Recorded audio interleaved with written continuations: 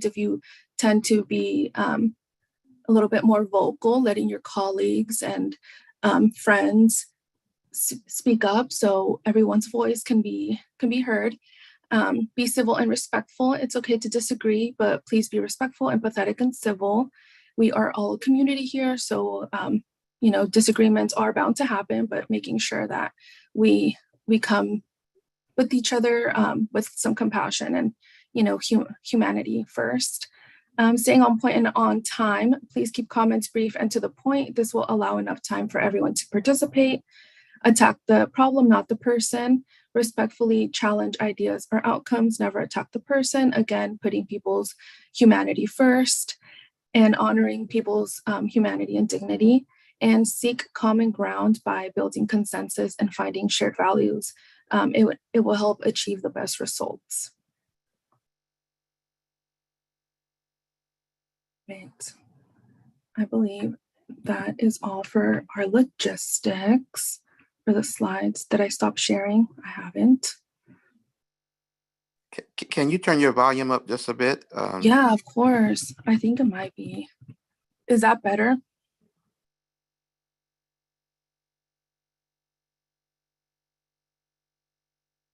Again? Is that better? A little, okay? little more. Okay. I think it might be my AirPods.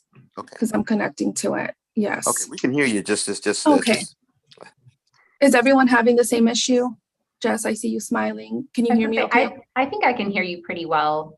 Yeah, okay. Everett, can you please check on your phone? Maybe is your audio low?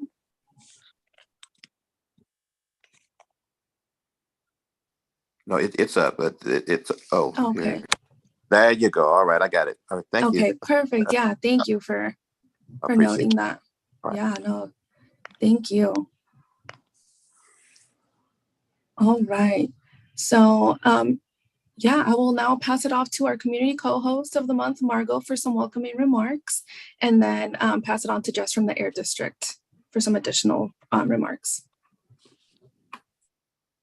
Thank you, Laura. That was it was a good welcome, and I think we're going to deal with technical difficulties this evening. It's 2023. It's exciting to have a brand new year. I'm glad we're all here and working on this together and trying to see where we've been, where we're going to, and how we're going to get there. We're always evaluating how we're doing, and more of the same today. I get discombobulated with tech difficulties, so I'm just going to end it there. Stay dry, everybody, if you can, and batten down the hatches, and hopefully we reconvene in a few days as well. I'm going to pass it on to, I think, Jessica. Yeah. This is Jessica from the Air District. Thank you, Margot. I want to just echo Margot's kind of Happy New Year wishes and sort of share the same sentiments of kind of starting new and kind of taking a look at the year ahead. So we really look forward to the meeting that Margot's helped us design tonight. I also want to wish you all well, and you and the other Bay Area neighbors that are dealing with the weather tonight and throughout this week. So I hope everyone stays safe. Matt, I think, is totally right in that we're all going to have, I think, different connectivity issues tonight. So if at any time folks need us to pause or repeat ourselves, or even as we reflect after this meeting and our next agenda setting meeting, there's a need to maybe rehash anything we talked about tonight, we're okay with that. So we'll just take our time and make sure everyone that's here is able to participate as much as possible. I also just want to quickly orient you to Air District staff who are here. Stephanie Ng, you know very well, she is our Air District liaison for this group. And since we'll be talking about incentives and kind of progress tonight, we also have Ryan Delmanowski from the Air District. He is a supervising air quality specialist here with our incentives team. So I just wanted to let you know who was here from our team. I want to thank you and thank Margot for all the prep work, not only on the agenda, but also the presentation tonight. And I'll pass it back to you, Laura. Thank you.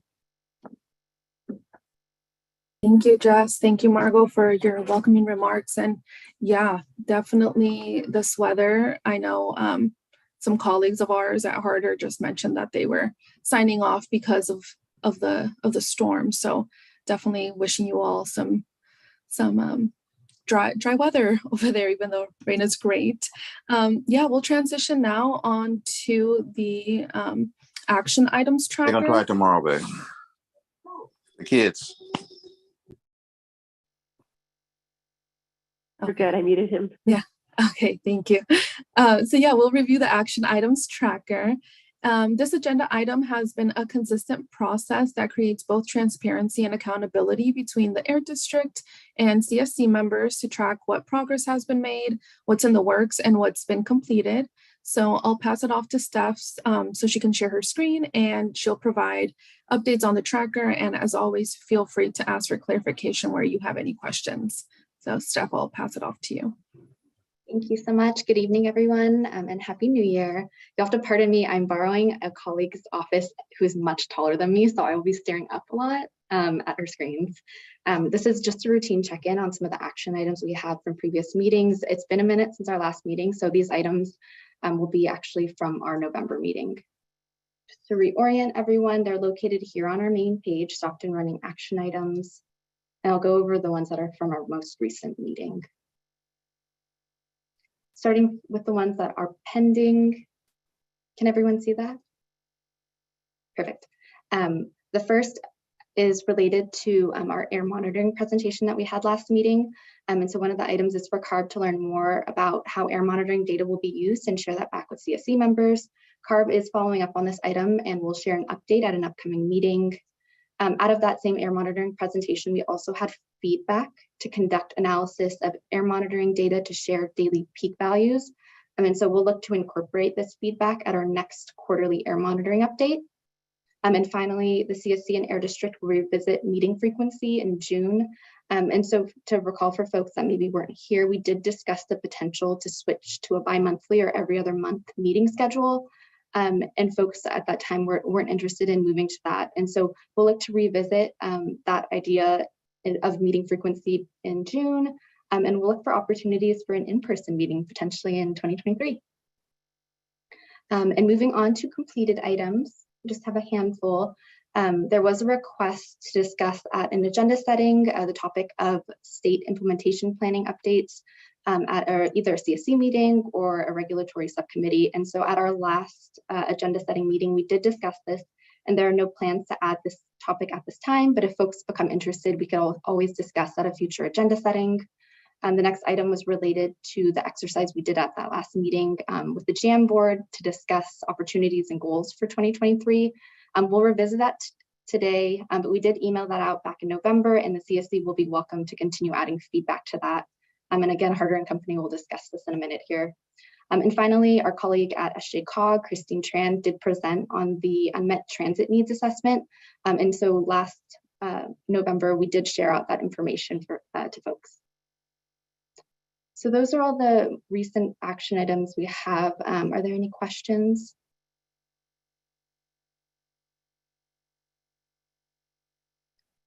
I don't see any. Feel free to add anything to the chat if you do think of a question, but otherwise I'll go ahead and pop off Laura.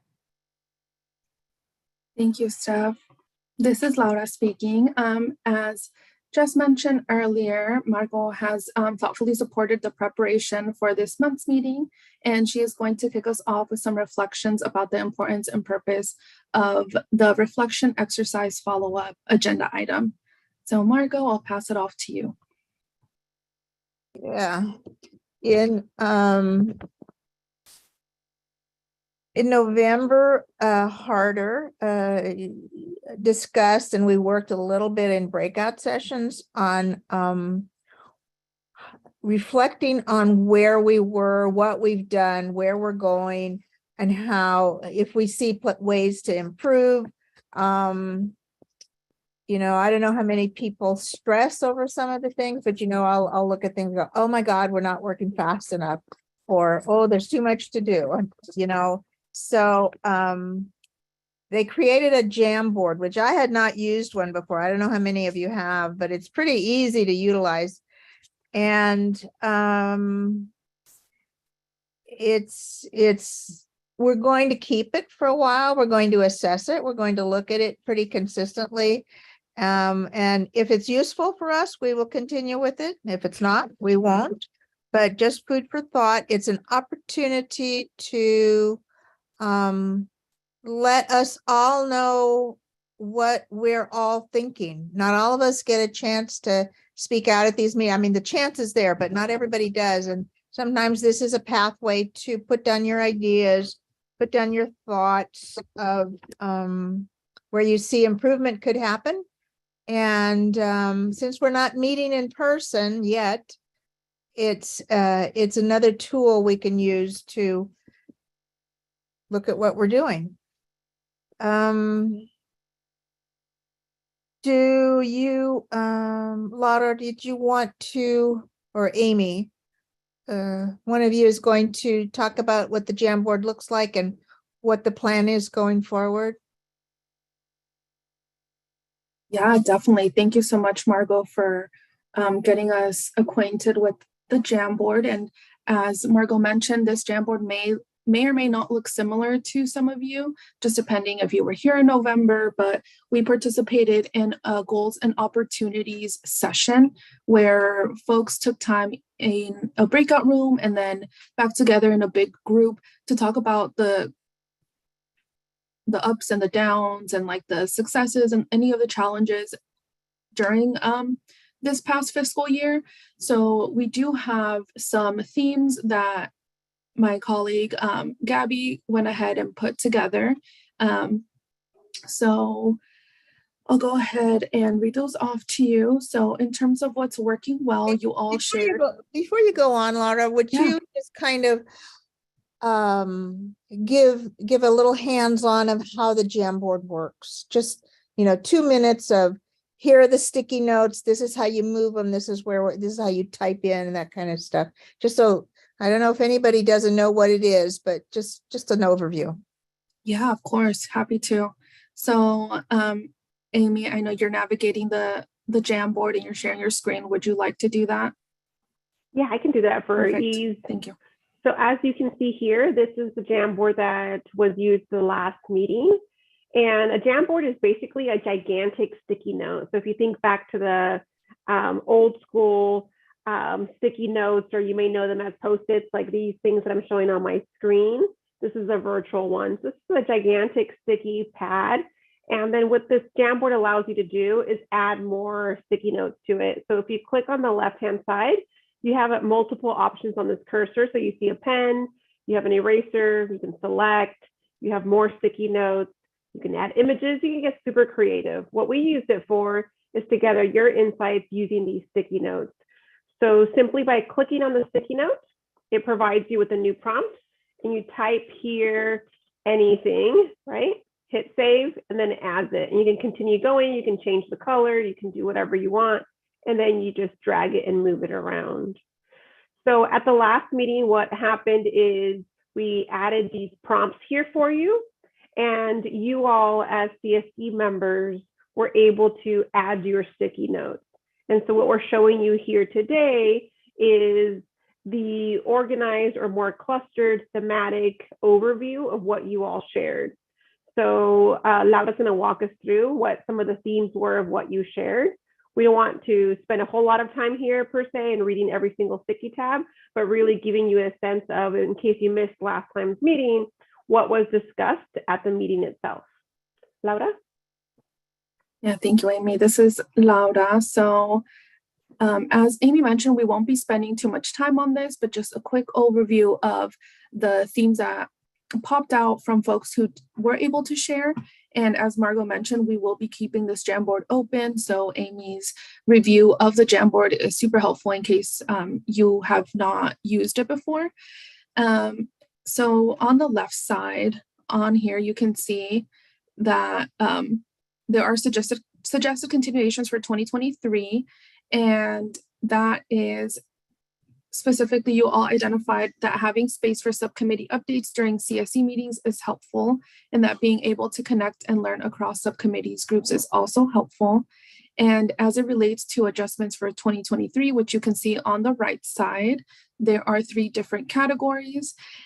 Folks shared that the outreach subcommittee has an important and large role in this work, and that you would like to brainstorm opportunities around how to support this group and amplify their impact. Additionally, you shared that you would like to ensure that community groups who are leading this work are compensated for their time. And regarding other meetings, there was a suggestion to have regulatory meetings on a monthly basis. And finally, you shared a lot of ideas around what you want to prioritize related to SERP implementations. Some ideas you shared include having a larger focus on asthma, finding ways to have more direct resources that benefit Stockton residents, and pay more attention to funds that need to be reallocated. So from looking at this Jamboard, is there anything missing? How is this landing for you? Feel free to type in the chat, message me, Amy, Stephanie, or Jess privately if you feel more comfortable doing so. And you can also email us if you'd like to share something on there, and you may just get a little bit, scared on, messing anything up, quote unquote, because you won't be messing things up, but, just so there's our email in case you'd like to add anything, and it will be a working Jamboard. And because this idea or this activity is new, we are definitely open to hearing your ideas of how you'd like to receive this information moving forward. So either adding it to the action items tracker so staff can, give us updates on a month-to-month basis, or we can do it on a quarterly basis. We would definitely love to hear your ideas on how this is all landing for you. And we definitely welcome that for the agenda setting meeting for you all to come. Are there any questions in the chat? Anything, Amy, Jess, Margot, staff that's missing that you'd like to add? Yeah, we welcome any feedback at this time. We'll spend about another minute here. I just want to reference that on the chat, Jess has provided a link to the Jamboard, so it's open. So if you want to add stickies right now, the stickies will appear live. So right now that I'm sharing my screen, if you, for example, I don't know, Ned, you wanted to add a sticky tab, it would appear there. So we will keep it open, as Laura mentioned, and we will move forward with keeping this ready to share whenever you all are ready to hear any updates. Thank you, Amy. This is Laura again. So we'll go ahead and transition to our bigger chunk of today's meeting, which is the SERP implementation updates. Oh, let's go ahead and dive into it. I need to catch my breath a little bit. But in August and September of 2022, we had the opportunity to begin discussing the values of the CSC as they related to decisions related to SERP implementation. Based on what you all shared, we learned that some of the biggest priorities of the CSC include maximizing emission reductions in the SERP, pursuing solutions that protect communities as soon as possible, and ensuring the funds are allocated as soon as possible. So I'm not sure if you all remember doing that activity. We went through and we called on people one by one, and that's how we noted the top 3 priorities. So just a quick little refresher. And so for maximizing emission reductions in the SERP, if that was your priority, it meant that you are most focused on a solution that has the most emission reductions overall, regardless of who is impacted by those reductions. If you have pursuing solutions that protect communities as soon as possible, that means that you would like to prioritize a solution that will impact the community as soon as possible. So ensuring that our solution is something we could implement on a relatively short timeline. And ensuring the funds are allocated as soon as possible. That option is different from the previous options because you are most interested in ensuring we allocate and spend down the money soon, regardless of how long it takes to carry out the implementation. So during this time, we'll be discussing recent SERP implementation milestones, reviewing short and long-term SERP implementation deadlines, and soliciting feedback on selected SERP measures to further support their implementation. And I'll pass it off to Margot to share a few more reflections with the group. So Margot, I'll pass it off. Yeah, I think delving more deeply into some of the SERP measures is really important. This is Margot, by the way. I think I've been forgetting to intro myself. Jess has or Stephanie has a slide on this CERT measures we will be talking about this evening. And we won't be talking about all of them. We can't highlight all of them at every meeting. So we'll take some, but be assured that we will get to all of them at some point. The timeline is important. To me, the timeline is important. So it depends on how you view the whole picture, but I needed to see that we were making some progress. And I see Doug's hand up, so I'm going to go ahead and have Doug ask his question. Thanks, Margot. Just on a pick about, I was concerned about, I don't know if you received an email today or what, I don't remember, that Little Vanilla had a machine that burned down or it was missed there or whatever. It's a miss, whatever it was red, but it was some problem with the machine. And I was wondering, have other machines have been thoroughly checked during the weather that we had, the storm, have been properly monitored throughout the area? So I just want to make sure that that there's not a misreading or a misdiscrepancy on the weather regarding to that. So did anybody could speak for that, please? Thank you. If it's all right with you, Margot and Laura, I can quickly answer Doug's question and help clarify, I think, for the whole group. So we sent out a notice that the district's community monitor that we placed at Little Manila was down due to weather. We have the ability both in person, because we go out there often, but also through direct electronic connection straight to the district's website to know when monitors are up or down, and we regularly check them. So far, that's the only one that is down. The rest of them are operating as expected. And separate from weather, there was an issue at CARB's university monitoring site. That was an email we sent last week. So that was a separate issue, but in both cases, the district and CARB are able to learn pretty real time when something goes down, Doug. So that's when we, as quickly as possible, let you all know. So far, so good on everything else. I didn't see a estimated time of when they thought it would be back up. Did you? In the email, I believe we said Friday was when we were hoping it would be back up. Okay. Thank you. So Is that this coming Friday or past Friday? This coming Friday. It just went down today. We were hoping that it would be up on Friday. Okay, great. Thank you for clarification. Thank you. So we're going to delve a little bit more deeply into some of the SERPs that we've chosen to highlight this evening. And want you to please feel free to ask questions at any point during the call, because this is a way of delving deeply into the things that are going on. Jessica or Stephanie, who is handling this? Stephanie's first. So I'm going to go. Hi, everyone. This is Stephanie. Like Margot mentioned, we at the district put together a few slides to discuss SERP implementation. I think, like everyone's sharing in the spirit of the new year, I think just in orienting this group to just kind of where we stand and really prioritizing for the year. We did put together a few slides just to celebrate some milestones, to discuss where we're going. And so I'm going to start it off with a few slides and pass to Jessica for the rest of them. I'm going to go ahead and share my screen. Can everyone see that? Yes. Perfect.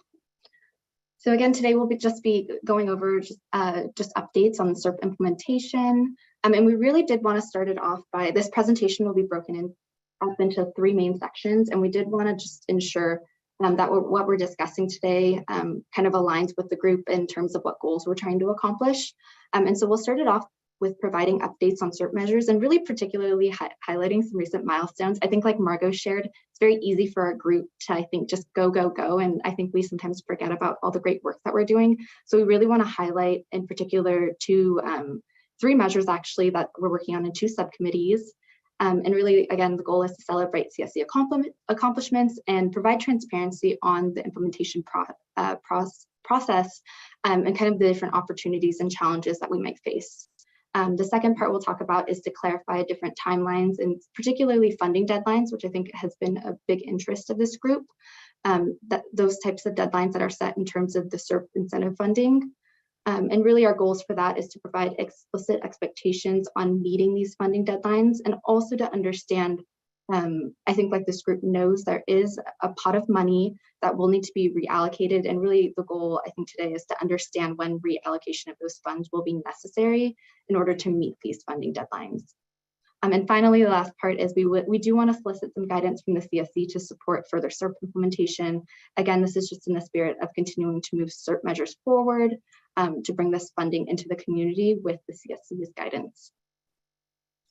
I'll go ahead and pause there just to see if folks have any clarifications or questions before I move on to kind of the presentation.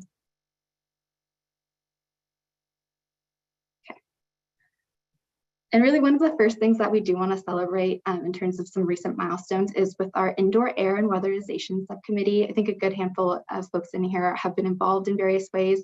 And in this past year, particularly towards the end of the year in November, December, we did get subcommittee and CSC support to submit the project plan to CARB for approval. And so we submitted this December 9th.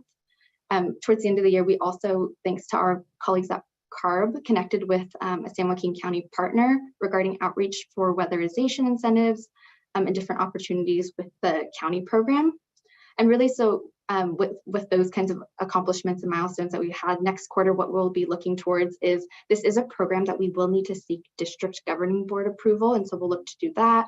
In addition to releasing what we call a request for quotation or RFQ. And what this will allow us to do is find best available pricing for these air filtration units to make sure we get the most out of our money. Another thing we'll look to do in this quarter is to bring our county, so San Joaquin County project partner to our next meeting to discuss weatherization program outreach. And so we'll look, yeah, we'll hope to have San Joaquin County at our next meeting here. Another subcommittee that we definitely want to celebrate is our tree subcommittee, where we discuss our urban greening and vegetative barriers measure. I think many folks have been also involved in that subcommittee, and we've gone back and forth, reviewing project plans, reviewing the request for proposal. We did open that proposal and it did close. And so we're happy to report that we had one applicant submit proposals for each of the measures, one for vegetative barriers, one for urban greening. And currently the district is reviewing those proposals to make sure that what was submitted does meet the requirements that we put out for the request for quotation. And kind of our next step there is in this next month on January 17th, we'll look to have our next tree subcommittee meeting to review those proposals and provide the CSC an opportunity to ask the applicant questions. Does anyone have any questions regarding indoor air or our tree subcommittee? Hi, And Miguel. Oh, Sorry. Was there a hand raised? Sorry. Yeah, I'll just maybe just to help clarify. Stephanie, at that meeting, not only are we expecting to review and ask questions, are we expected to make, like as a subcommittee, a recommendation at that meeting?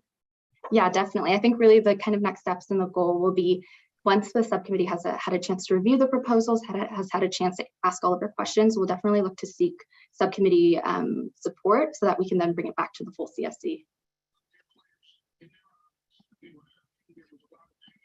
And then There's a question. Oh. I have a question, Dr. Farrell. Hi, so there was a question from Mary Elizabeth. She had raised her hand. Is it okay if we go Mary Elizabeth, Dr. Eugene Farrell, and then Douglas? Hi, Mary Elizabeth. So on this applicant proposal that has been prepared for the urban greening and vegetative barriers, when will we be getting that? If you expect us to, on the 17th, have a discussion and possibly a vote? I think we can expect to send materials out as usual a week out from the meeting, or ahead of the meeting to folks. And in this case, Stephanie, can you describe like the type of, we actually just did this in Fresno, so we're well practiced in it, the type of presentation we plan to share with folks and kind of what it would go over? Yeah, and so what we did in Fresno, which I think went over really well, was the proposals are quite long and they're pretty long documents. And so our team does go through and just kind of summarize really high level what was submitted and how the aspects of what was submitted hit the criteria of what we put forth on the RFP. So I think some of you might recall the RFP had very specific requirements for things that we would score. And so really what that presentation will entail is showing how those proposals met the requirements in the RFP.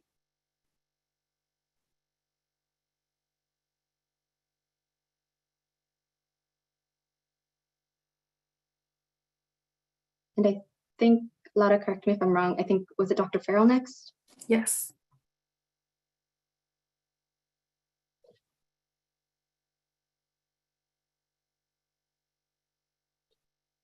Dr. Farrell, are you with us?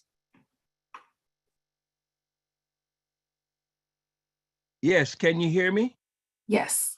Dr. Farrell, I would like to know if the people who having trees that are falling down in their neighborhood, what can be done in replacing these trees with the tree committee?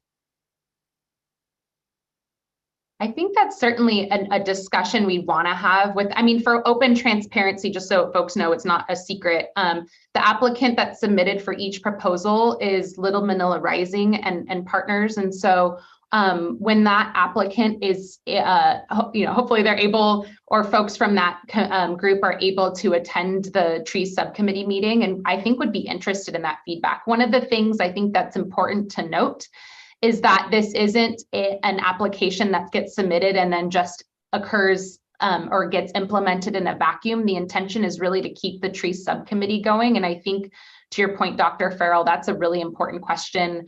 I know that folks at Little Manila have been asking for a couple of years now. They've been very concerned also about the dying trees around Stockton through other tree planting ventures. So I wonder if we can just note that as a question to make sure that we pose at the subcommittee meeting to the applicant.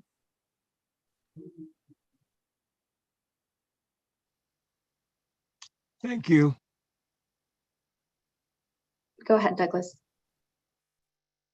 Well, that's good to know. I'm more concerned, like right now, by the tree committee, the subcommittee.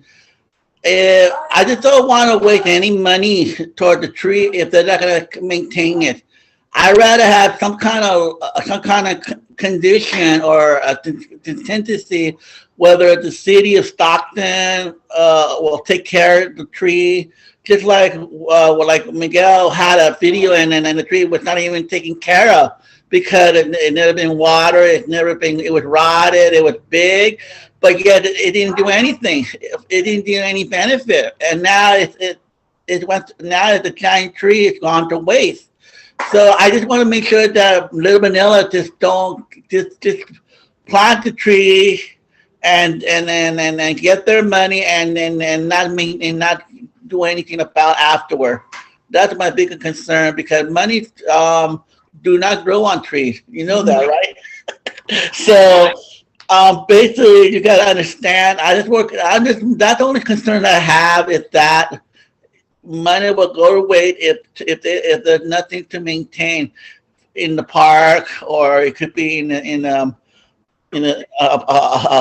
lot or whatever it may be. But it have to be a condition where something have to take care of afterward to grow and build it up because I believe right now we're going to go into sun pretty soon because we're supposed to have rain this week, but we hardly have any rain that much. But we have, so hopefully 9 months out of 3 months of winter, that's something that is crucial. So and there are a lot of trees that don't survive those 9 months of hot heat and without water as well. So that's a concern. Thank you. Thank you, Doug. This is Jessica again. One of the requirements of the RFP was for any applicant to provide proof or ability to maintain the trees for up to 10 years. And so that's pretty long time actually for, in terms of like tree planting grants. It's actually a requirement through the state, through getting state funding, I think addressing the exact concern you and several others had. But we can also note, because that's one of the applicant requirements, we can make a note to let Little Manila know to be prepared to answer or address that question when they can come to that tree subcommittee meeting, and folks will likely have that question. Yeah, because I know that I know that a lot of non-profit organizations use collaboration. To me, that don't mean any. To me, it's not. It's meaningless if it doesn't work behind the effectiveness of the maintaining of the trees for the next 10 years. That's what I'm saying. Okay, that's all. Thank you. Great, thank you. And I see that there's two public folks with comments right now. So we're going to take questions from the committee. And then Margot and Jess, maybe we can think about whether we want to address public now or wait until later. Everett, go ahead. My concern was that I was just wondering, because I don't know, how do we get the information, this information to the right people? I think we said we have one application, and I'd like to know like how many applications did Fresno have, and the information far as the pamphlets, or how do we get that information to the right people? And it's not just by word of mouth, but it's paper or something that we can show them that this is what's going on in our community. Yeah, no, I can address kind of just generally. So in both cases, in Fresno and in Stockton, we had the RFP open. In Stockton, it was a little different. We had the RFP open for kind of 2 different sets of time.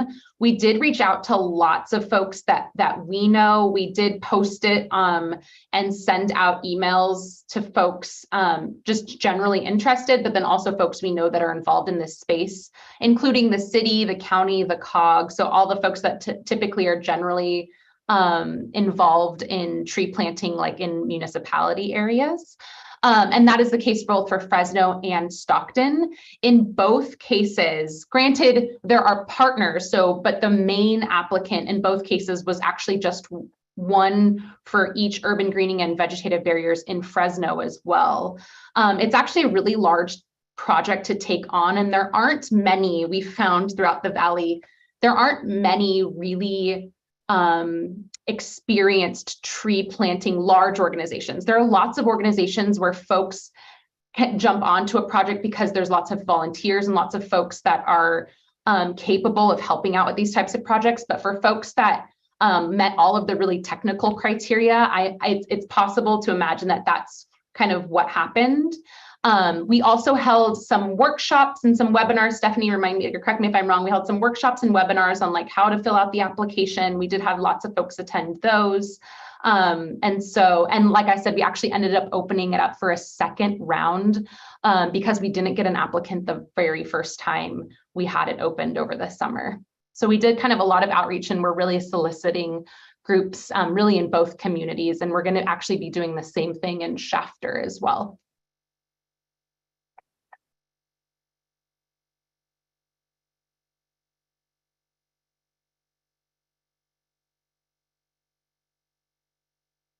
Thank you. Miguel has a question. Hello there. My name is Miguel. To answer those other questions as well that were after me, I know one with Douglas and I forget the other gentleman, but also I'd like to include that. So I'm a resident that lives in the Midtown area. My name is Miguel. And also we have a group that's very involved in advocating for the trees. We've done a lot of our own groundwork already. For example, all the hot spots. We've done all the work with educating the community on the importance of planting trees. The challenge is though, this organization, I don't know what it may be, if it's San Joaquin Air Control or whomever, I don't think that there is a much presence, maybe there needs to be a tie within someone in the community like myself, who has a pulse in the community and get activation going more further, because it's not out there. You don't hear it. It's not on social media. I mean, we have engagement on we have a social media presence on Facebook, Twitter, Instagram, LinkedIn. We have an email blast that's all community engagement for the community, but I don't see any reach out or engagement our direction. We sit in these meetings and try to see how can we engage, or someone can sit in and engage with us to get the ball rolling. So that's why I'm here, to just be a little vocal on that. I look forward to sitting in the meeting on the tree subcommittee meeting that's coming up in January 17th, I believe. Again, who were the applicants? I'd like to hear those again on both the urban greening and I forget the other one, but I believe there needs to be a little bit more activation, especially we're sitting here on our free time and ready to rock and roll on anything. So. Awesome. Well, thank you, Miguel. So the applicants are just to, maybe I can help provide some clarity on the process, because I think there's some new folks here, some public participants.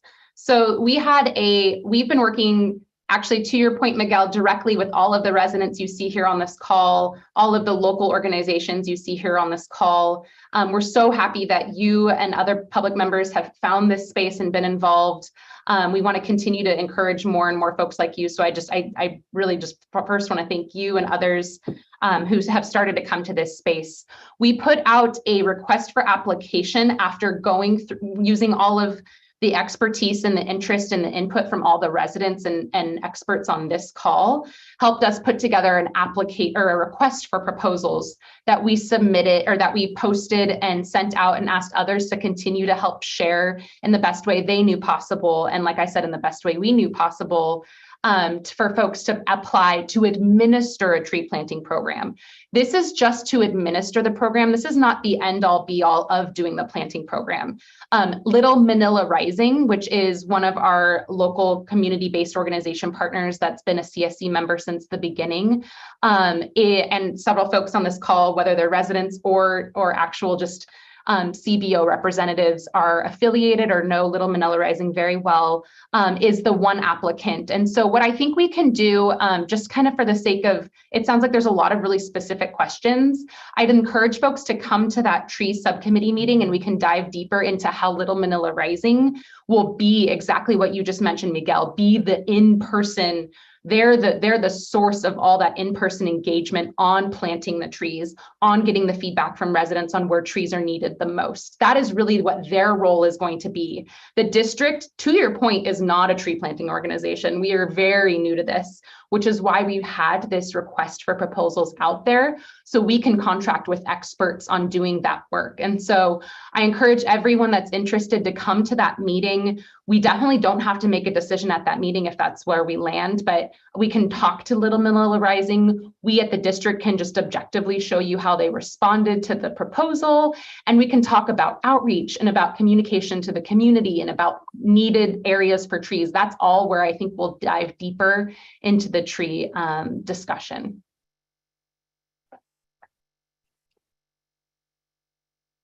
Thank you, Jess. And should we go to Everett, and then if you'd like, Katya? Perfect. I'm sorry, I'm good. Go ahead. Okay. All right, Katya, Oh, hi, thank you. Can you hear me? we can. Yeah, first of all, thank you so much for this great meeting. I feel better already just being here. I'm a resident in Stockton, along with Miguel. We're part of Tree Stockton. We're kind of the worker bees on the ground. We're ready to plant right this second. Well, maybe not during the storm, but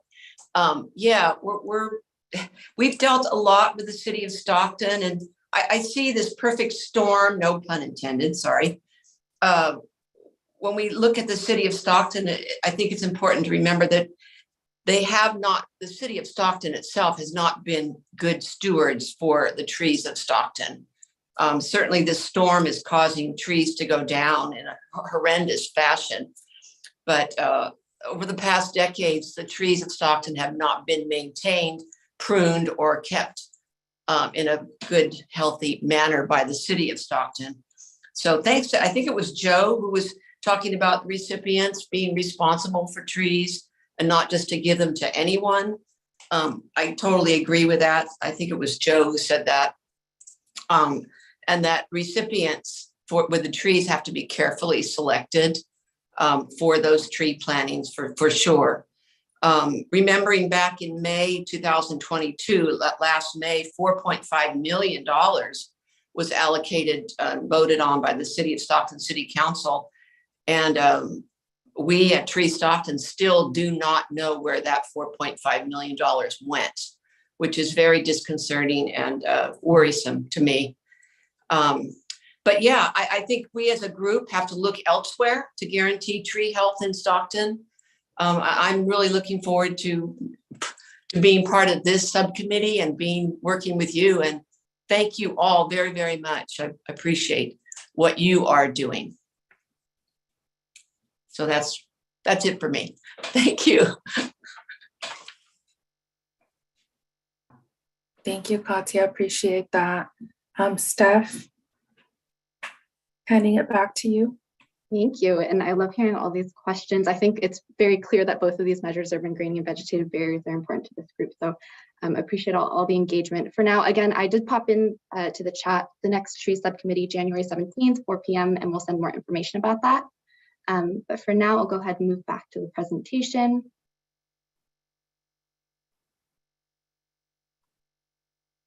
And I think this next slide that I'm going to discuss is regarding the SERP incentive project plans. And I think this is a very familiar slide to folks. We see it very often just in terms of updating where project plans are. And for the new folks in this that are here, again, these project plans are required to be submitted to CARB to be approved in order for our incentive measures to be kicked off and funded. So this is just kind of a snapshot of the ones that we do have in different stages. It's broken up by ones that are being drafted, awaiting CARB approval, they're approved, or else pre-approved. And so as you can see here, a good majority of these project plans are either approved or pre-approved, and that means they're available to be funded, which is very exciting. We do have 2 that are awaiting CARB approval, which is our tune-in, tune-up program, or the passenger vehicle repair program. And like I mentioned earlier, residential air filtration. And there are a handful that we are still working on drafting, or else working with a subcommittee on. And with that, I'm going to go ahead and pass it over to Jessica to discuss the more funding deadline section of this, and also the last stage, which is soliciting some CSC feedback. Thanks, Steph. And I'm happy to share my screen just to make it easier in case folks. Awesome. Okay. All right. Is everyone seeing my presentation? Yes. Excellent. So this is what Margot was mentioning when she helped us introduce this item, is talking a little bit about projects that might be coming up on a funding deadline. This is actually not a new graphic. It's the first time in a while we've shared it. This is just a repeat. We've just kind of hopefully expanded it a little bit, so it's a little bit easier to read. I still understand that it might not be super easy to read. It's a lot of information, so I'm going to walk you really briefly through it. So basically, when you have a project, there are certain timeframes for that project to be implemented. And all of the money has to be what we call liquidated or spent, meaning it has to be paid to the person we owe the money to. So whether it's a resident who's replacing a fireplace, or a company purchasing an electric truck, or a group purchasing, doing tree planting projects, all of that funding has to be paid by July 2026. That's the end of the 5-year SERP implementation timeframe. But in order for things to be paid, we at the district don't pay people to start a project. We pay when the project is completed.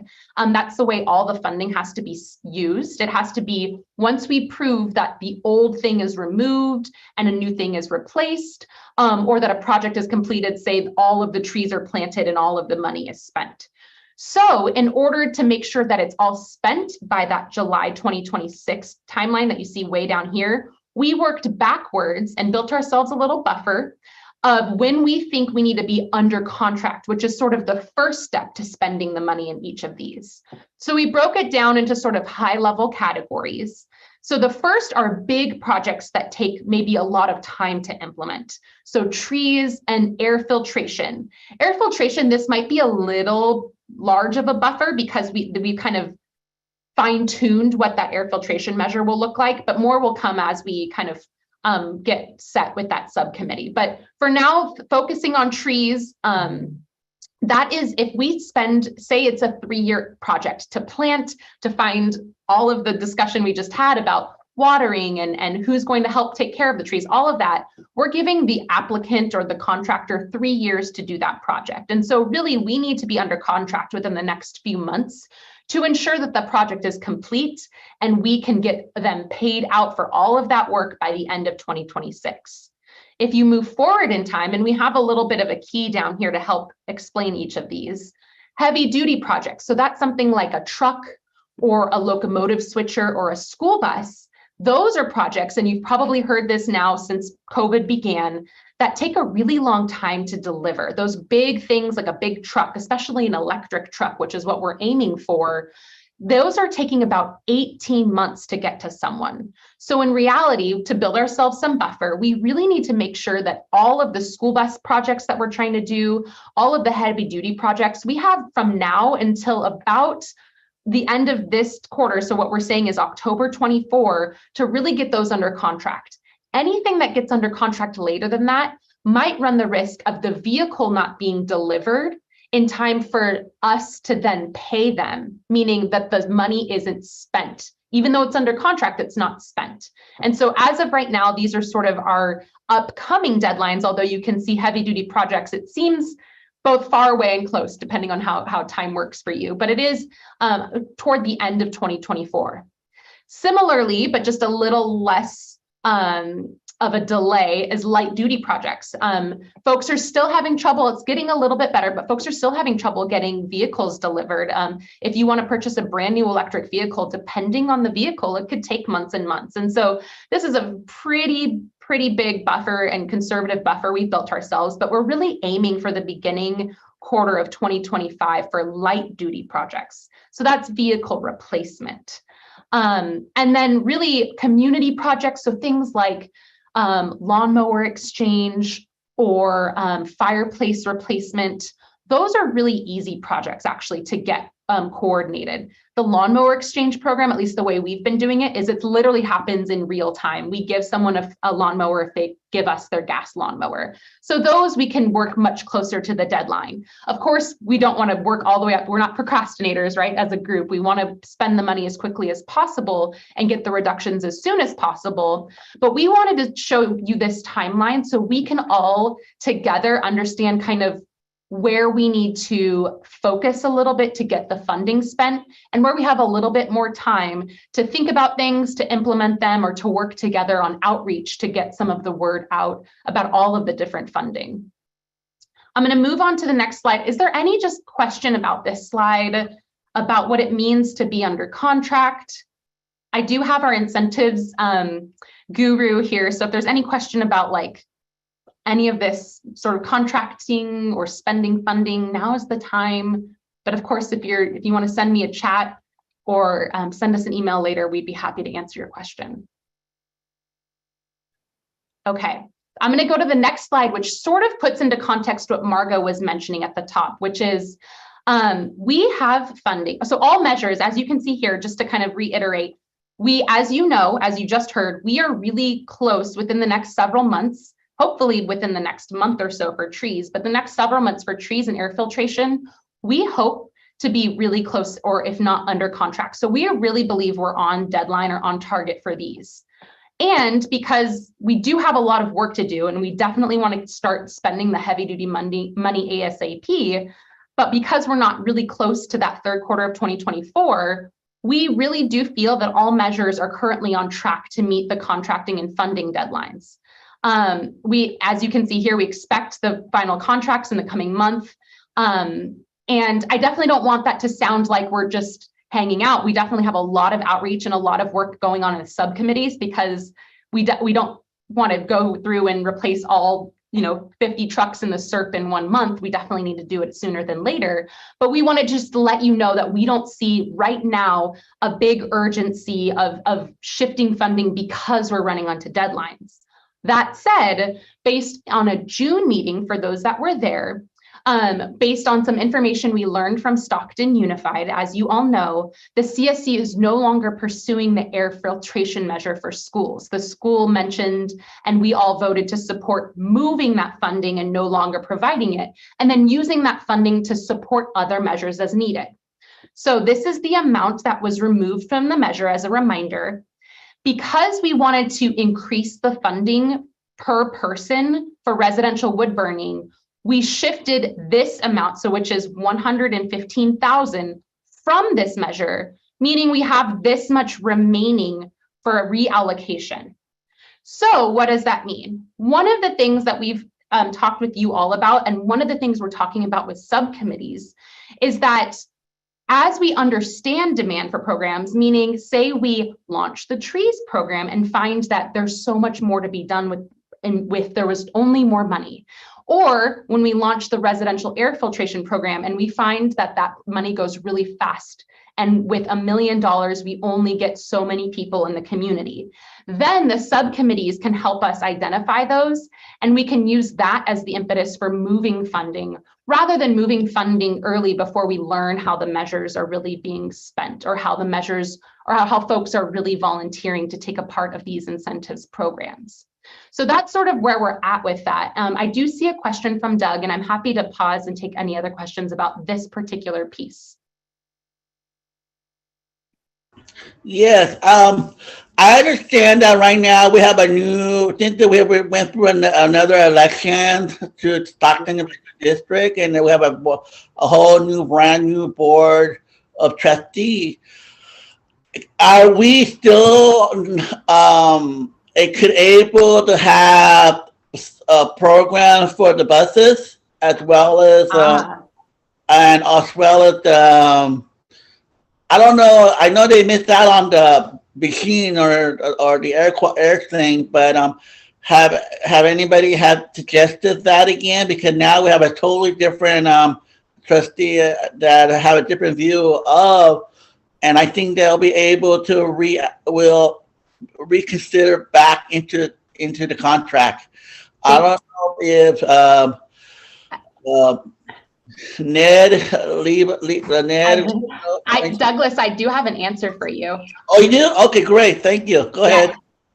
Yes, so we actually did get confirmation from Stockton Unified, and I know Nate is on, so I don't want to put him completely on the spot, but what I'll do is I'll just let you know what I know, and then he can update us. But we did actually get approval to spend for Stockton got approval from their board to spend the $4 million on buses, on 10 buses. And so Nate, I don't know if you have an update for us, but for now that is still a process that's moving forward. Wonderful. That is wonderful. That's something that I think a lot of us has been trying to get SUSD on board with us, and I think that's something at least we had accomplished something in Checklist with the bus or the air quality monitor to the school. I think that would probably be a good benefit, and for our children, and for electrical bus as well. Well, that's good to know. Thank you so much. Can you folks I don't know, hear me? Nate, if you're trying to talk, I think. Oh, I see you. Go ahead. Yeah, I'm trying to talk through a phone using *6. Hopefully you all hear me. Yes. Yeah. Unfortunately, my computer will not send out audio. I can hear audio, but I can't send out. So I've turned that off and just using my phone. The quickest update I can give you is, yes, first of all, we did manage to get through to the point of approval for the AB617 bus grant applications. What came across fairly recently, and we haven't publicized it, and I don't want to make a big deal about this, but I'll let you folks know. There's a totally unrelated from all the clean air funding to this point. There is a fairly large chunk of money that SUSD has, which is essentially COVID relief money, that also is to be used for quote unquote bus capacity improvements. And we believe we can get 20 buses out of that. And that would be small special ed buses, which we desperately need. So what we have at this moment, to the best of my knowledge, is 5 active, including the AB617 grant that Jessica was talking about. At this moment, to the best of my knowledge, we have 5 active grants That includes EPA, HVIP, and I forgot the other one now, the other acronym. And this one I'm talking about is called ESSER 3, I believe. We have 5 grants to buy 66 electric buses, of which approximately 40 are large buses and 26 are smaller buses.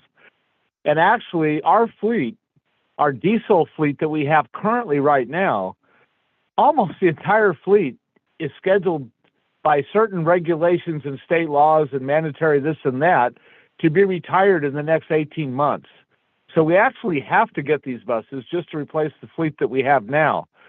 And then there's, I think, I accidentally said in a previous meeting that we might be up to, the funding might be there to get more chargers to bring us to 51 chargers. I misspoke on that. But we have 4 chargers waiting to be shipped to us, which I hope to clarify that tomorrow. And that would get us up to 15 chargers. And then I think we have funding at this moment for 12 more chargers. So that's your basic update, is SUSD is in position to get 56 new electric buses and bring our charging fleet up from 15 to approximately 25 or 27. The other good news is, and this happened about 3 weeks ago since our last meeting, I found almost the entire documentation of the entire electric bus and clean air and Stockton Unified Electrification Program, and have got those files. They were hiding in plain sight in manila folders under some old stuff, and I've got all that stuff now filed away by vendor and by chronological order and by government agency and binders. So I'm slowly getting up to speed on the entire program as it existed, with documentation dating back to 2018. So that's really all I can tell you tonight. And I think we're caught up with all of our deadlines. We do have an urgent deadline to get the chargers sent from a place called, now I forgot the name of the house something or other. I went blank on the name of the vendor. We have 4 heavy-duty chargers designed for small special ed buses that got lost in the cyberspace paperwork shuffle and have been sitting there for 18 months. I'm about to get that unclogged to get them shipped to us. When those would be installed, we would have 15 chargers on site. Wow. I don't know about you all, but it feels so different than it did a year ago, right? In terms of the news that we were hearing out of Stockton Unified, in terms of their interest in electric buses, and just such a big turnaround and a really big help, Nate, to hear that update. So we appreciate it. And I really appreciate the question from you, Doug. Thank you. If there are no other questions, I have the last slide is kind of a transition a little bit from an update to really some feedback that we need from all of you on measures that aren't in subcommittees. And so just kind of as a way of reminder, because it's been a minute and some of us are newer public members, we broke out many of our measures, but not all, into subcommittees, sort of based on the need, whether the measure was just completely new to the district, like indoor air filtration, or trees and urban greening, or whether the measure itself was just something that folks were interested in discussing often. We broke them out into subcommittees, but for some of them where the measures were maybe just a little bit more straightforward, maybe they were existing programs, we don't have subcommittees, but we have an outreach subcommittee that helps us a little bit with those measures. So that said, we actually have 3 measures that we've been doing outreach on, and we've gotten a lot of great feedback from the outreach subcommittee, but we do have some questions for you all if we are ready to transition, and I'll just share my screen.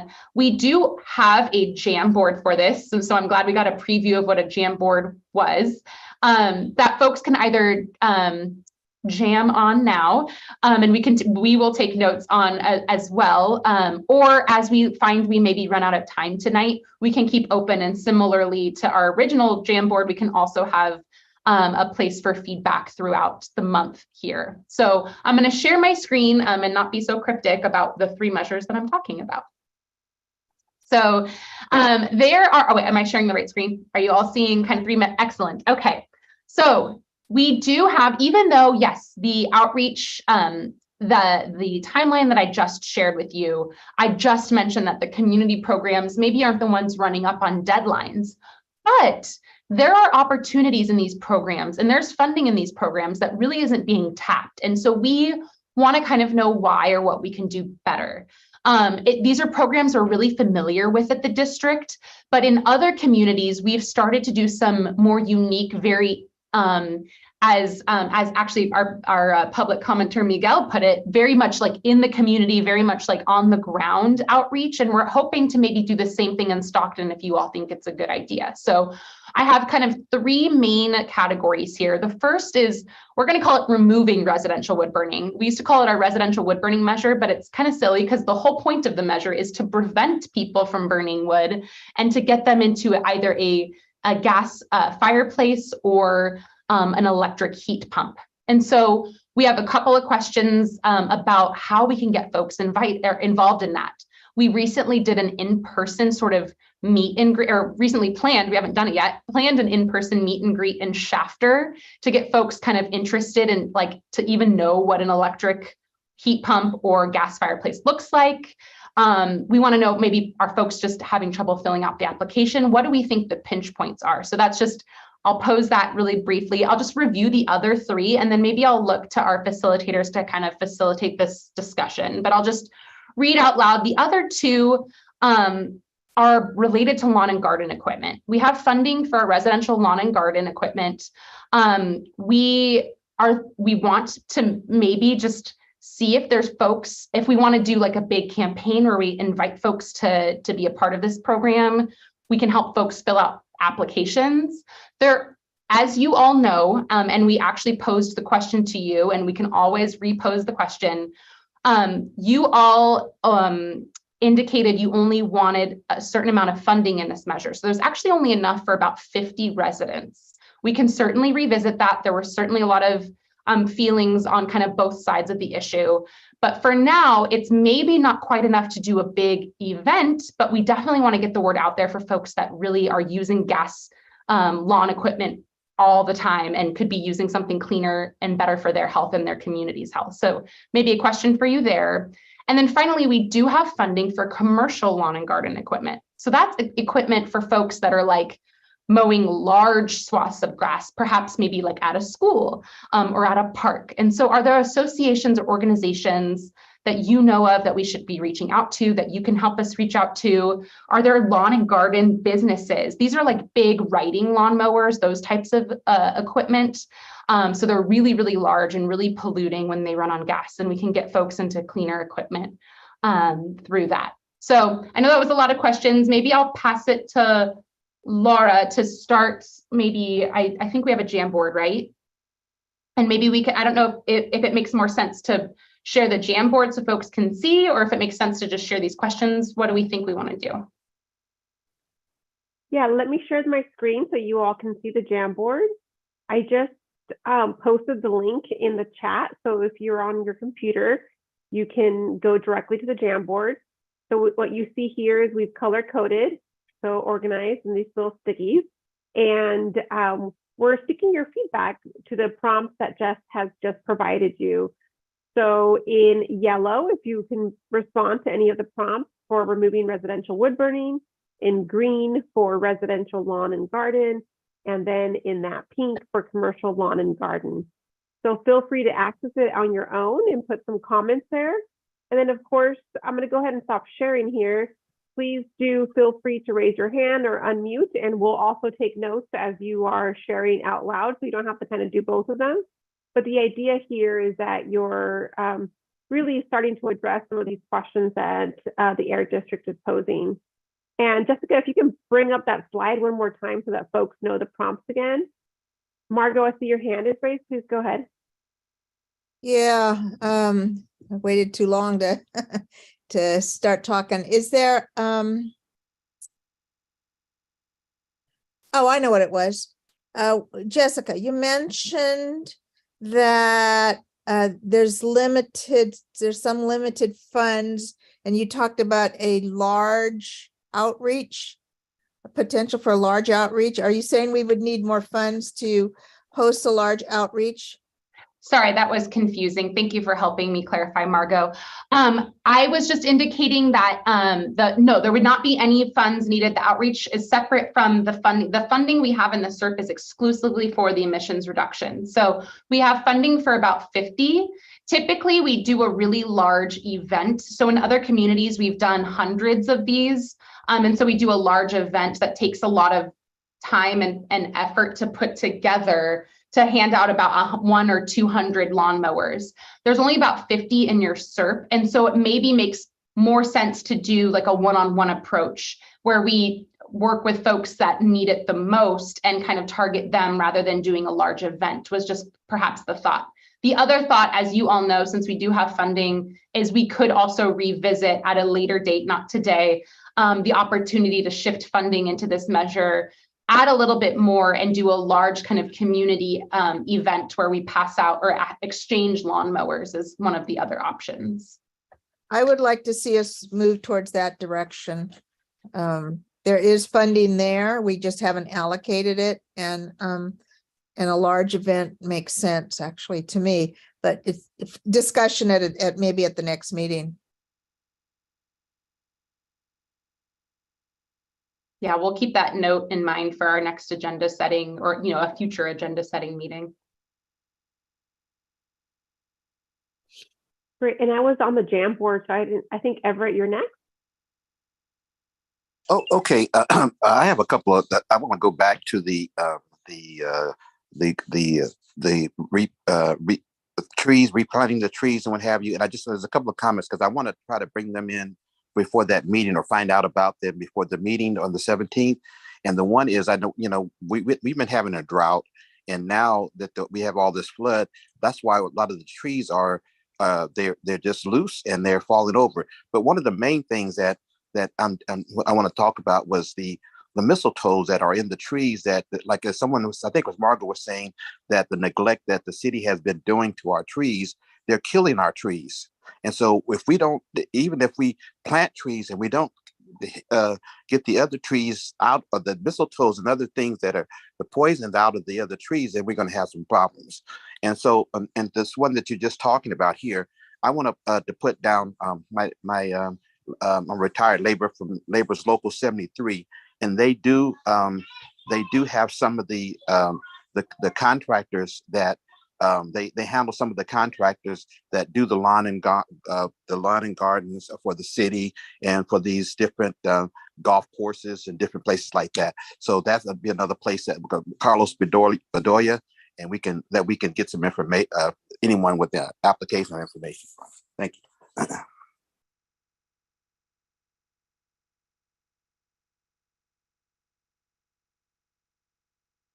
Thank you, Everett, for that comment. Jeff, did you have your hand raised at some point?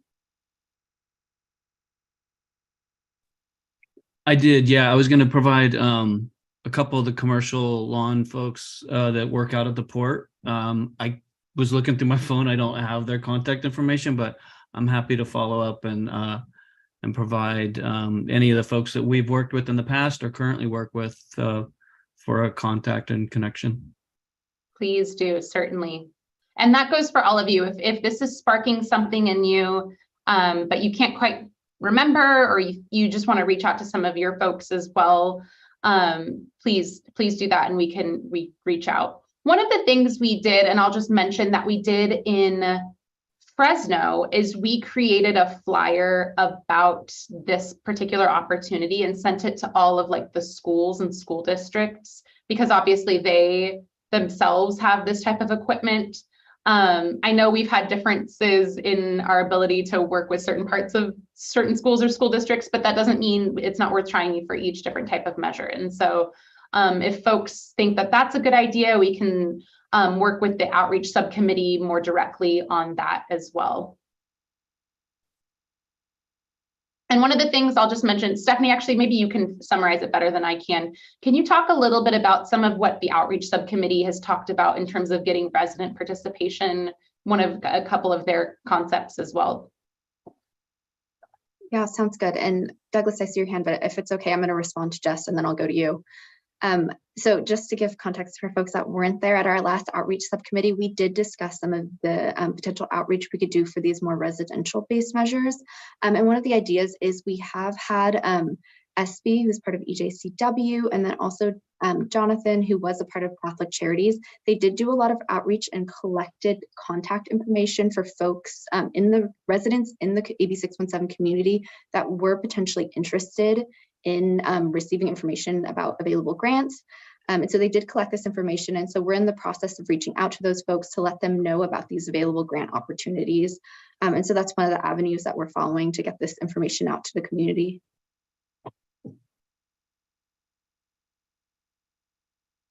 And then Doug, please. Thank you. This is a boring topic for me, but I'm going to try to ask a question. My concern is as far between residential laundering and commercial laundering. How did that intertwine within applicant? Let's say the school. Are you gonna set up like a guideline, like a nonprofit, commercial lawnmower, gardening? Are you gonna have school? Are you gonna have manufacturer, commercial? How is that? It's gonna be, residential lawn to be. Are you going to be training in old law for the new electrical? So that's what my concern is. How did that we're going to able to switch off from gas to electrical? Thank you. Yeah, no, that's a great question. I'm going to drop in the chat. So these are existing programs. That's a great question on kind of the difference between the two. I'll drop in the chat so folks can kind of peruse and understand the difference between commercial and what we're talking about when we're talking about big pieces of equipment. And then when we talk about residential, in both cases, it is getting rid of the old gas-powered one and replacing it with a new one. In the residential case, we are talking about like a typical lawnmower that you think of when you think of a lawnmower. As long as it runs on gas, it is eligible to be replaced with a brand new electric mower. And we give you the mower and a replacement battery for that mower. So it's kind of a full package that you're eligible for, up to $500. But we found Steel, which is a really nice brand. That's the one we've been partnering with, and when we do events, we find that you can get the mower and that battery for less than that amount, and actually allows us to replace even more than we targeted in the SERP, which is really nice.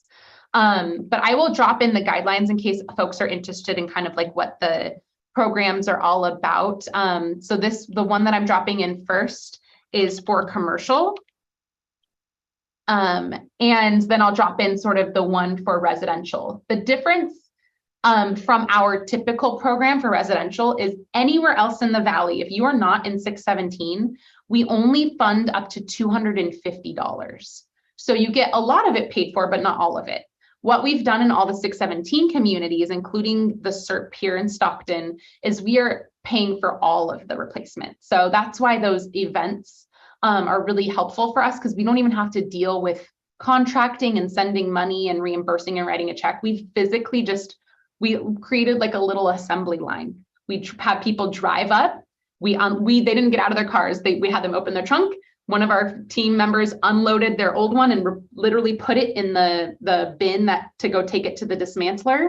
Then they drove to the next stop. They got a fresh new electric mower and battery placed in their car. They drove to the next stop, got a burrito from a local community-based organization that helped us with breakfast burritos.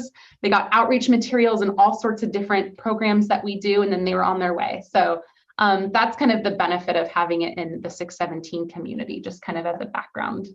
But I hope that answers your question. And like I said, I'm going to drop in the chat kind of all that information. Thanks, Jessica. And it seems like folks are kind of processing these questions right now, and maybe we come back to these. Folks have thought about it, kind of conceptualizing the difference between residential and commercial lawn and garden, and really thinking about, what is the need out there? What do folks need when they think about the help that's needed to fill out these applications? Because the goal is to increase awareness of the programs, increase awareness of the criteria to submit the application. So maybe the action item here is for folks to kind of think about what kind of information is needed. Maybe it's an informational session at the next meeting. Maybe it's sending out more information, like Stephanie just put in the chat, a video that showcases the wonderful assembly line that Jessica just mentioned. Just want to make sure that, you know, you're not feeling like you have to have questions right now, but that there is space for you to process these questions and come back to the next meeting, or maybe at the subcommittee meetings with the questions and recommendations that you have for the Air District. How's that landing for folks?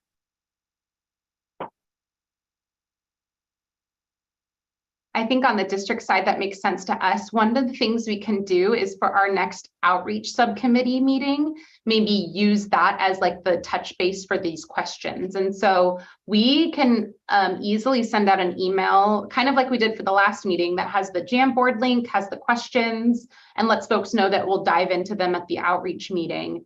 So if folks feel really strongly, they can share them ahead of time or at the meeting. And if we still feel like we need further direction, we can chat at the next subcommittee or next CSC meeting. And so with that, that actually does conclude our presentation tonight. So I'm happy, if there are no further questions, to pass it back to you, Laura. Oh, thank you, Jess. I do see a question from Everett, so we'll go ahead and take that. I'm raising letting my hand down. Go ahead. I'm sorry. Oh, that's okay. All right. So yeah, thank you, Jessica. Thank you, Stephanie, for your presentation. We'll transition now to standing updates, and we'll be receiving updates from those present agencies, and feel free to ask questions in the chat after updates are completed. So we will start with the EV mechanic training. And I actually don't, this is Stephanie. I actually don't see Taylor or Ed, who I believe is actually is on leave right now. So maybe I'll just give a quick update. And I do just want to share kind of appreciation to Ed and especially Taylor, who've been doing a lot. I know it's been a minute since we've actually heard from the subcommittee, but I think it's because they've been doing so much background work and so much research on their own. We are excited to share that very recently we met with the San Joaquin County Office of Education and met with Pam, who works with the ARCH program, or the Apprenticeships Reaching Career Horizons program, and see definitely a really interesting and exciting opportunity to partner with them on an EV mechanics apprenticeship pathway. And so Taylor is looking to work with that group, and we're actually looking to schedule the next EV mechanic training subcommittee at the end of January. So look out for information on that if you're interested.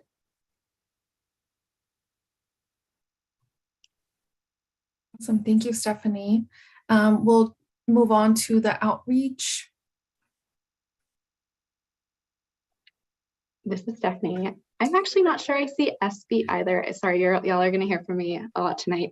I don't see SB here, who is generally our co-host for that subcommittee. So I'll just give a very quick update that at our last subcommittee, we did talk about some upcoming outreach events in the community. We also did discuss some potential ideas for getting folks interested in some of our available grant programs, including the concept that I mentioned of reaching out to residents who we already have contact information through the great work of Jonathan and then also SB. And the next meeting for the outreach subcommittee is going to be Friday, February 17th. Thank you, Stephanie. This is Laura. Moving on to regulatory and enforcement subcommittee. I can do that one, Stephanie, because I also don't see Debbie here. So understandable, again, kind of the time of year, it really is sort of still a vacation time for folks. And then of course, all of the crazy weather. So I appreciate everyone listening to Stephanie and I a lot tonight. So really briefly, we had a great meeting at our last regulatory enforcement subcommittee meeting, we actually have sort of a list of scheduled topics, and our next topic is intended to focus on the biomass facility. It's kind of our first stationary source topic, so DTE Stockton. We are actually actively working on that presentation, and we'll work with Debbie on finalizing a time. I don't believe we have a scheduled date for that meeting. We are working, just so you all know, our goal for 23 is to start having regular times for all subcommittees. It was something that was our goal, but then with the holidays toward the end of the year kind of made it difficult. So you'll start seeing more regular times pop up on your calendar, and that includes the regulatory and enforcement subcommittee, as well as the next subcommittee, which is the trucks one. So I'll pause there to see if there's any questions about the upcoming meeting topic or kind of what was discussed at the last meeting before I move on. Go ahead, Jeff. Are you guys working with DTE at all on talking to them through that whole process? Yes. So before we present, first of all, not only will we work with them and invite them to be a part of the meeting, but certainly at any point, if we have questions or want folks to be prepared to answer questions about their process, that's definitely the case. So I'm glad you mentioned that, Jeff, and I'll make sure to double check with our team that's putting that together. Because it's regulatory enforcement, we're not only going to make sure DTE is present and at the table, but we have both our permits team as well as our enforcement team planning to present kind of from both sides of that operation. And we're really taking into account all of the questions folks had throughout the whole process of AB617. So hopefully it helps address any concerns. But no, that's a good reminder, Jeff, is to double check with the team. Thank you. This is Laura. Moving on to heavy duty trucks. I do see Mary's hand. Yes, I just would like to ask and make sure that everybody's aware that employers that are over 100 employees during a regular working hour is required by, I believe, District 2510. Is that the rule there, Jessica? Or the E-trip rule? Yes. Yes, to have an E-trip rule. And I put in a complaint with the Air District over a year and a quarter ago, and still there is no compliance. So without enforcement, there can be no compliance. Thank you, Mary. And yeah, so just to kind of let everyone know in general, the E-trip rule is a requirement that it's kind of a menu of options depending on what the employer is and how many folks they have. And to Mary's point, a certain threshold of employees that regularly come to a specific location, then have to try to offset or provide ways to offset folks getting to that location. So it's providing opportunities for easier use of public transit or their own alternative transportation.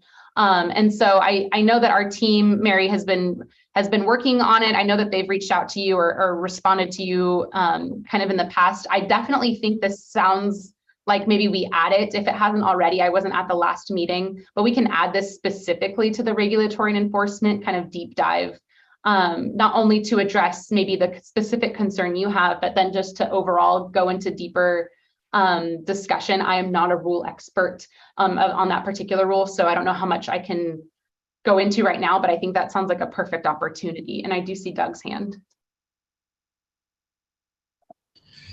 I want to piggyback what Mary Litter were saying. I'm a little concerned about the last month.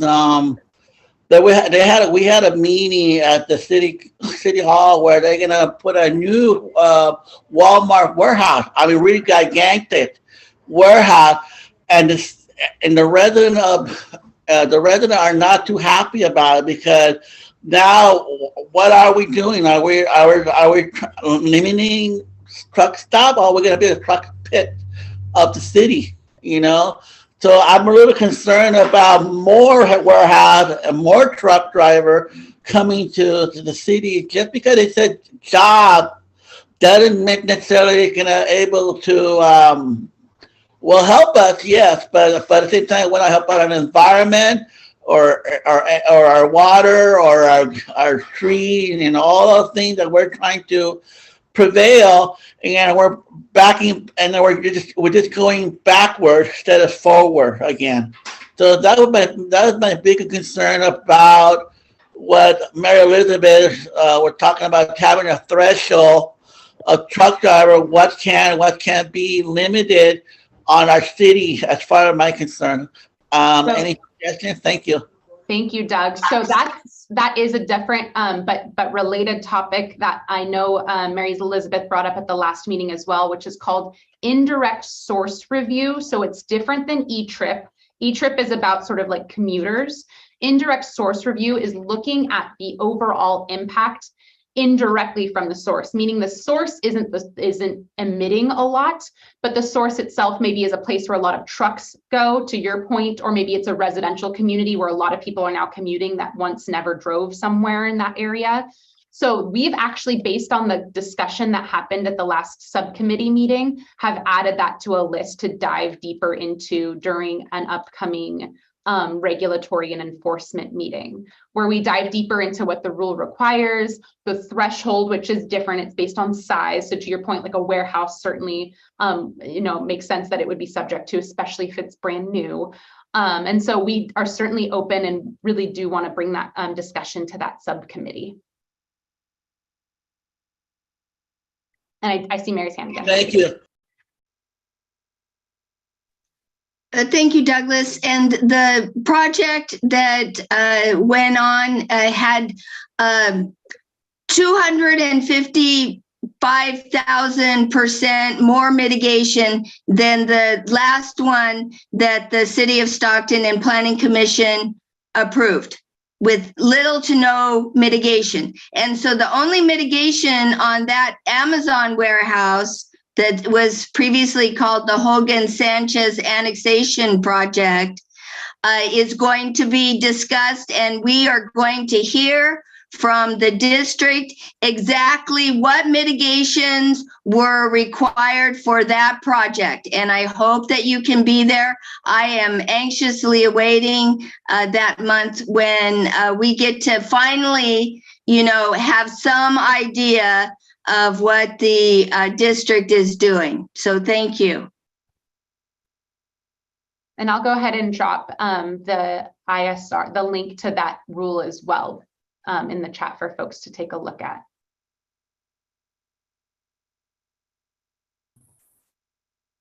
Mary, is that your same hand or is that a different question?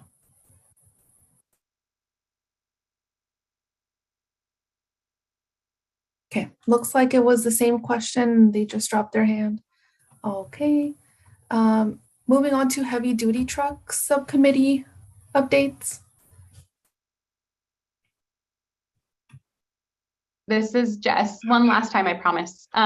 Similar to the last meeting, we are working on finalizing a more regular schedule for this subcommittee. This subcommittee has sort of spanned a variety of different topics because there are a variety of different topics that hit heavy duty trucks that range from incentives to kind of enforcement, all the way to even just planning and outreach for getting folks into those incentives. So the main discussions we've been having recently, and I know it was alluded to a little bit during our November meeting, is kind of our concern about getting folks to take part in these incentives. And so that's really what we've focused on. We've come up with what we think is sort of a hybrid solution that we want to present to the subcommittee, which is maybe moving forward with a project plan that allows us to use the funding slightly differently than CAP allows for right now. And the reason is because it's open and we've been doing a lot of outreach based on all of the great feedback we've heard from folks. And we still don't have a lot of folks interested in taking part, especially because the target really for replacing trucks, we're all hoping is to work with small truckers and small trucking companies. At least that's our hope, is that the majority of the funding goes to those folks. And so that's what we've been working on. And again, we're hoping to schedule a subcommittee meeting that becomes a regular meeting soon and dive deeper into those issues. Thank you, Jess. Is Carb here? Hi, this is Brian from CARB. I can give a quick update. Hi, everyone. And again, my name is Brian. I work in the Office of Community Air Protection at CARB. I think I've had the chance to work with a lot of you in the past, but I just have one staffing update on our end and then an update about community air grants. So while you're seeing me instead of Scott Wall, I think many of you know who was your community liaison. Scott actually received a promotion while I was on vacation last month. So we're all extremely happy for him. I'm a little bummed. I started working this program with Scott, so I'm definitely missing him, but he's actually working on a lot of port-related regs now. So you may cross paths with him again. He was really wishing he could be here to say goodbye to everyone, but he was out of the country when he got the promotion. So yeah, he was on vacation and got a great new job. So we're really happy for him. So I'm going to be filling in for him as we're trying to fill that position. So I'm sorry you kind of stuck with me for a little bit of this time, but I'll put my email in there, so feel free to email me with any CARB related questions for sure. So, and about the community air grants, I wanted to post, and I'll put one in the chat. Our community air grants team is having their second workshop because it is open for applications. And our community air grants, so, you know, we have incentive funding that the air district administers, which you all are helping to allocate to your strategies. The community air grants go straight to nonprofit community-based organizations within California that for, oh, thanks, Mary, I appreciate that.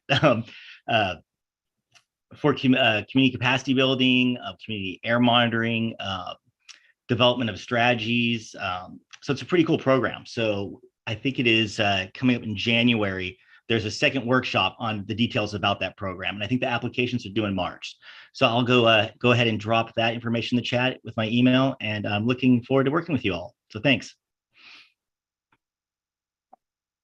Maybe I'll just chime in and say he's no Scott, but Brian's pretty great. And we've been working, we're all going to miss Scott. And I have told Scott many times in the past, even just like messaging him, knowing he's out of the country, but that we're going to miss him. I hope we do get to cross paths. And I want everyone to know Brian has really been here from the beginning of this program, and it really is a great resource. So I appreciate you stepping up, Brian. And I also separately wanted to ask, just to clarify, because it sounds like we do have folks on this call that are not part of the CSC, but that are involved in community organizations. So can you clarify, to apply for community air grant, do you have to be involved in a CSC at all? No, you do not. You do not. I can send the link I'm sending will have, I think the biggest thing is that it's a community-based organization that is, it's a 501c3, or they could subcontract with one. And California Native American tribes are also eligible. So it's a way to get other communities based organizations throughout the state involved in the program that aren't like one of these kind of official like CERB camp communities. So definitely do not feel like it's not limited to that at all. Yeah. Thank you. Thank you, Brian, for that update. Moving on to Port of Stockton. All right. Good evening, everybody, and Happy New Year. Right now, we're dealing with a lot of flooding and a lot of emergency type situations out at the port. So we've been kind of sidetracked with a lot of that. But there is some other good news. We did get funding for an additional 16 new fast chargers for our zero emission cargo handling equipment. So between the core voucher program and an award from the CEC, the Energize program, we were able to get some funding there. So that is great news, and we'll be working on that over the next couple months. The next Port Outreach Committee meeting is on January 18th, and our Clean Air Plan is out now for public review. We haven't gotten many comments, so we really want your feedback on that. And if you even want to set up like an hour or even a half-hour Zoom meeting or something like that with us, we're happy to do that and just get your comments verbally and walk you through the plan and what our thoughts and ideas are. So would love and invite everybody to participate in that effort as well. I think the only other thing I have is traffic study, the East Complex traffic study that we are trying to get. What is that picture of the ship at it? What is that, Mary Elizabeth? A ship? The Clean Air Plan. Oh, the Clean Air Plan. Yes. Clean Air Plan. Reduce emissions from ships. Yes. So anyway, yeah, we're working on a number of things and look forward to collaborating more on and providing input on the clean air plan. Jeffrey, don't be so bloom. Be happy. I haven't received any information, but definitely go ahead and send me an email at shoot to me because I haven't got any research. But I know your staff have really good, has done a lot of tremendous job to make sure I'm on top of the game of what's going on with your meeting right now. So far, I resigned from another board to hopefully be on your committee next week. So I definitely will be there at a regular. Okay, so hopefully get an interpreter there. Thank you. We will do that, and again, I do want to invite, hopefully after the storms pass and things get into a little bit better situation, anybody who hasn't come out for a tour or wants to come out for a meeting, there's an open invitation to come out to the port. We've hosted a number of groups and individuals and regulatory agencies in the last year and a half, 2 years, and so that invitation is always there. Send me the link, please. Thank you. Will do. And I'm happy to take any questions if there are any.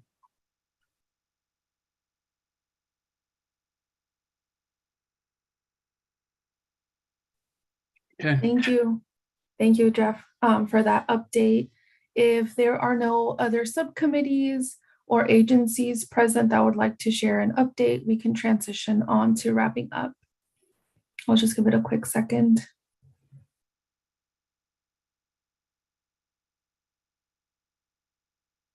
All right, so let's go ahead and wrap up this meeting. Thank you all to everyone for engaging in a thoughtful conversation about the strategies to help address your community's concerns on air quality. As mentioned at the beginning, we do write some action items. Amy, my colleague, has been furiously typing, so I will go ahead and share my screen and read those out loud to you. So can you all see my screen? Perfect. So action item number 1, on January 17th at 4 p.m., the tree subcommittee will have time to review proposals and ask applicant questions for both urban greening and vegetative barriers. And the tree subcommittee is responsible for that. The Air District will continue to solicit feedback on current SERP implementations and will provide a Jamboard link for CSC members to provide direct feedback, and the Air District will send that out. And subcommittees are active and will host regularly scheduled meetings. Please check inbox for invites and consider attending, and that will be all present. Is there anything else you'd like to add to these action items or any edits to the action items for today? I'll stop sharing. All right, and I will share my other screen so we can. Yes, unmuted for a second. Go ahead. I did, because I see a special guest who has joined us, and I'm going to totally put him on the spot. Yeah, go for it, Jess. I think Scott might be here. Some sort of Scott impersonator might be here. And this might be the perfect time, Scott. So you've been, Brian has already spilled the beans, but everyone wants to hear from you. Well, I actually wasn't planning to join anyway, but yeah, so I was going to just kind of ear hustle the meeting for a minute here, but yeah, I think everybody knows what's going on, but I just actually thank you for giving me like a couple of minutes. It has been a huge honor to be part of this process with Stockton. Stockton holds a very special place in my heart. I love your passion. I love everything that you all brought to this. And I'm looking forward to continuing my work with the Air Resources Board and finding ways within my new capacity to continue to help the communities most disproportionately affected by air pollution. And so wasn't expected to be put on the spot, Jess, but yeah, phenomenal community. Love the enthusiasm, the love for your community. And so just, I wanted to say thank you so much. Didn't want to like disappear into the night without having a chance to say, it's been a huge honor to be working with you. And thank you so much for letting me kind of come along on the ride with you all. So with that, I will go back off camera before I start crying. And it's been wonderful. So thank you so much. Congratulations. This is Laura. Thank you so much, Scott. We are so glad to have you here. I know there were a lot of kind words spoken about you a little bit earlier, so not sure if you were here to listen to that, but as you know, these are recorded, so you can go to the, so you can hear all the awesome things people had to say about you. So yeah, now we'll transition. Oh my goodness, it is 7 p.m. almost. Sharing my screen. So our next meeting, our agenda setting meeting is Thursday, January 12, 2023 at 3 p.m. So we look forward to seeing you there and gathering some ideas from you all. And our next CSC meeting is on Wednesday, February 1st, 2023 at 5 p.m. And as always, if you are part of the stipend program, please make sure that you have submitted your W-9 form and your direct deposit if that is something you are interested in. And I know I dropped our email earlier, but if you have any questions, let me go ahead and paste that on the chat for you so you can send us your questions about the stipend. Awesome. Right, bear with me. And now we have a few minutes for public comment. So I will go back to sharing my screen so you can see how to unmute yourself. So please raise your hand, press **9 from your phone, and we'll leave that room here for public comment if there's anything you all would like to share. This is Amy. I'm not seeing any comments on YouTube. And Jess, Steph, do you have any additional remarks before we wrap up the meeting today? I'll just share a sincere thanks and once again, a happy new year and wishing everyone a safe sort of passage through this storm.